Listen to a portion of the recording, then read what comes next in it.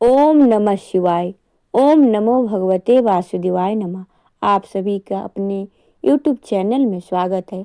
आज हम सुनेंगे माघ मास का महात्म का 12वां और 13वां अध्याय। यमदूत कहने लगा कि जो कोई प्रसंगवश भी एकादशी के व्रत को करता है वह दुखों को प्राप्त नहीं करता। मास की दोनों एकादशी भगवान पद्मनाभ के दिन है। जब तक मनुष्य इन दिनों में व्रत नहीं करता उसके शरीर में पाप बने रहते हैं।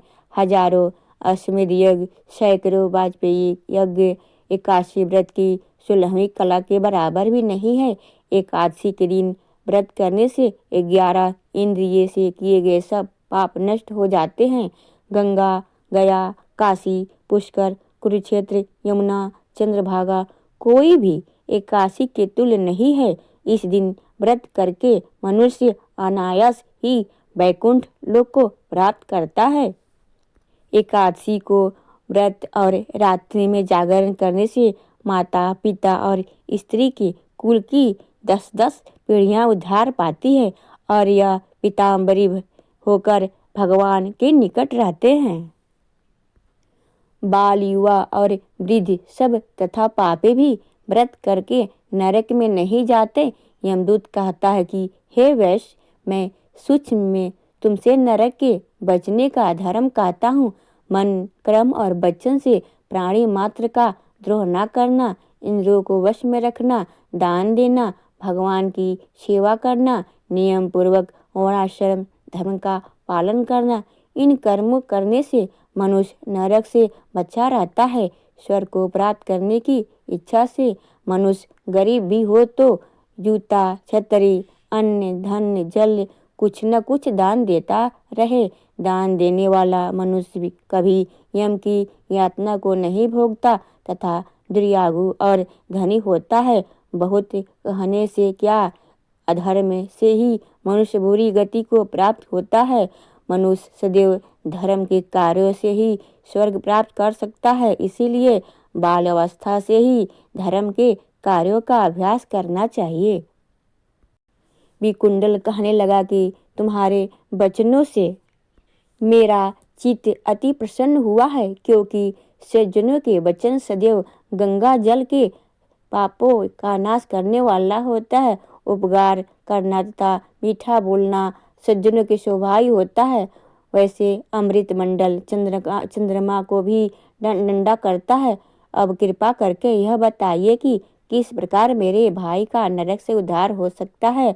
तब दूत कुछ देर ज्ञान दृष्टि से विचार कर मित्रता रूपी रस्से से बंधा हुआ बोला कि हे वैश्य, यदि तुम अपने भाई के लिए स्वर्ग को कामना करते हो तो जल्दी ही अपने 8 जन्मों के पुण्य फल को उसके निमित्त अर्पण करो। तब विकुंडल ने कहा, हे दूत, यह वह पुण्य क्या है और मैंने कौन से जन्म के और कैसे किया है, सो बतलाओ, फिर मैं अपना पुण्य अपने भाई को दे दूंगा। दूत कहने लगा कि हे वैश्य, सुनो, मैं तुम्हारे पुण्य की सब कथा कहता हूँ। पुरुष समय में मधुवन में साल नाम की ऋषि रहते थे। वह बड़ा तेजस्वी, ब्रह्मा के समान तेज वाले थे।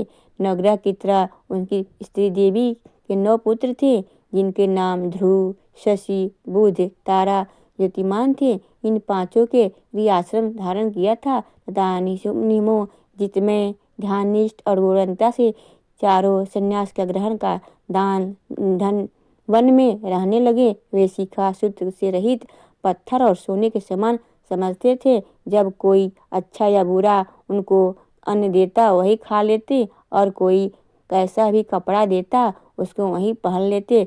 सदैव ब्रह्मा के ही ध्यान में लगे रहते। इन चारों ने व्रत, शीत, निद्रा और आहार सबको जीत लिया। बस चर अचर को विष्णु रूप समझते हुए मौन धारण करके संसार में विचरते थे। वे चारों महात्मा तुम्हारे घर आए। जब तुमने मध्याह्न के समय भूखे प्यासे उनको आंगन में देखा तो तुमने गदगद कंठों से आंखों में आंसू भरकर उनको नमस्कार करके उनको बड़ा आदर सत्कार किया। उनके चरणों धोकर बड़े प्रेम से तुम उन्हें कहने लगे कि आज मेरे हो भाग्य है, आज मेरा जन्म सफल हुआ। मुझ पर भगवान प्रसन्न हुए। मैं सनातन हूँ। मेरा माता पिता पति पुत्र गौ आदि सभी धन्य है, जो आज मैं हरि के सदृश आपके दर्शन किए। सो हे वैसे तुम इस प्रकार तुमने श्रद्धा से उनका पूजन किया और चरण धोकर जल को मस्तक लगाया। फिर विधि पूर्वक उनका पूजन करके तुमने इन सन्यासियों को भोजन कराया। इन सन्यासियों ने भोजन करके रात को तुम्हारे घर में विश्राम किया और ब्रह्म के समय ध्यान में लीन हो गए। इन सन्यासियों के सत्कार से जो तुम्हें पुण्य मिला है सो मैं कहता हूँ, कहने से असमर्थ हूँ, क्योंकि सब भूतों में प्राणी में श्रेष्ठ है। प्राणियों में बुद्धि वाले मनुष्य के ब्राह्मण, विद्वान में पुण्यात्मा और पुण्यात्मा में ब्रह्मज्ञानी सर्वश्रेष्ठ है। ऐसी ही संगति से बड़े बड़े पाप नष्ट हो जाते हैं। वह पुण्य तुमने अपने पहले 8वें जन्म में किया था। सो यदि तुम अपने भाई की नरक से मुक्त करवाना चाहते हो तो यह पुण्य दे दो। सो दूत की ऐसे वाक सुनकर उसने प्रसन्नचित्त से अपना पुण्य अपने भाई को कुंडल को दे दिया और नरक से मुक्त हो गया और दोनों भाई देवताओं के पूजित किए गए। तब दूत अपने स्थान को चला गया। इस प्रकार वैश्य के पुत्र विकुंडल ने अपना पुण्य देकर अपने भाई को नरक से यातना से छुड़वाया। सो हे राजन, जो कोई इस को पढ़ता है या सुनता है वह 1000 दुगुना गोदान का फल प्राप्त करता है। अगर आपको यह जानकारी अच्छी लगी हो तो वीडियो को लाइक करें, शेयर करें, सब्सक्राइब करें। ओम नमो भगवते वासुदेवाय नमः।